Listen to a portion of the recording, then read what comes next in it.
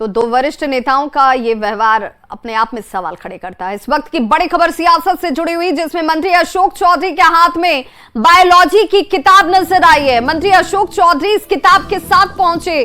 Biology की किताब लेकर विधान परिषद के अंदर उनकी मौजूदगी नजर आती है। विधान परिषद में बायोलॉजी की किताब लेकर के दिखा रहे थे अशोक चौधरी और बीजेपी पर सवाल उठा रहे थे। उनकी तरफ से यह तर्क दिया गया कि जो मुख्यमंत्री नीतीश कुमार की तरफ से सदन के अंदर कहा गया वो सब कुछ किताब में लिखा हुआ है, इसलिए ये जायज है। इस पर इतना शोर शराबा, इतना हो हंगामा उचित नहीं है।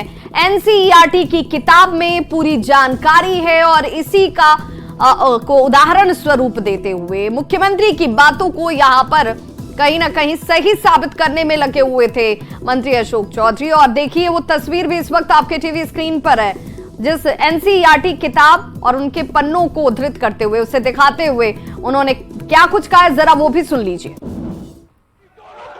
सदन में हंगामा कर रहे हैं, इसीलिए हम सभापति महोदय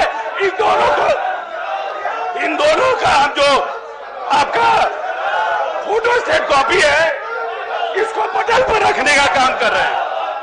आप लोग भी पढ़ लीजिए, ये भारत के प्रधानमंत्री का है, ये पढ़िए, इसको पढ़िए, आप लोग इसको पढ़ने का काम करिए। बार बार में क्या पढ़ा रहे हैं आप लोग? पढ़िए, पढ़ के आइए। बिल आने वाला है, इसीलिए जानबूझ करके बिल को रोकने के लिए हंगामा कर रहे हैं। और हमारे सहयोगी रवि एस नारायण इस वक्त ज्यादा जानकारी के साथ फोन लाइन पर पटना से जुड़ गए हैं। रवि, क्या ये माना जाए कि अब सही साबित करने की होड़ लग गई है, लेकिन उसमें भी ये माननीय पीछे रह गए, लेट कर दी इन्होंने, क्योंकि 2 दिन पहले बयान और अब जाकर उस बयान पर एनसीईआरटी की किताब को दिखाकर उसे उचित ठहराने का प्रयास हो रहा है?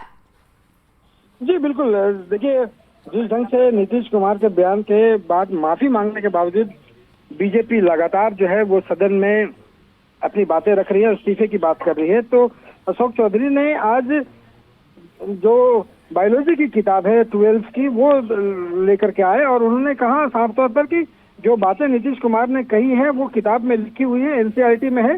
हालांकि उन्होंने निश्चित रूप से बिहार में चूंकि शिक्षा की कमी है अपने भाषा का इस्तेमाल किया है, लेकिन उन्होंने कुछ गलत नहीं कहा, इसलिए लोगों से कहा कि अगर गलत है तो फिर एनसीईआरटी की किताब ही बदल देनी चाहिए, इसमें कुछ गलत नहीं है। उन्होंने आरोप लगाया कि बिल चूंकि आज आना है सदन में आरक्षण को लेकर के, इसे रोकने का प्रयास हो रहा है, इसलिए बीजेपी ऐसा कर रही है। लेकिन अगर यही बात है, ये तर्क अगर 2 दिन पहले दिए जाते तो निश्चित रूप से है ये हंगामा इतना नहीं बढ़ता, क्योंकि बीजेपी जो है वो लगातार इस बात को उठा रही है कि जो महिला के ऊपर जो दिया गया बयान है वो निश्चित रूप से शर्मनाक है, उसे इस्तीफा मांग रहे हैं। अब देखने वाली बात होगी कि सदन की कार्रवाई जब फिर से शुरू होती है तो क्या बीजेपी के जो लोग हैं वो इस तर्क को मानते हैं या फिर अपनी बात को लेकर के अड़े रहते हैं। जी चलिए, बहुत बहुत शुक्रिया रवि एस नारायण इस तमाम जानकारी के लिए।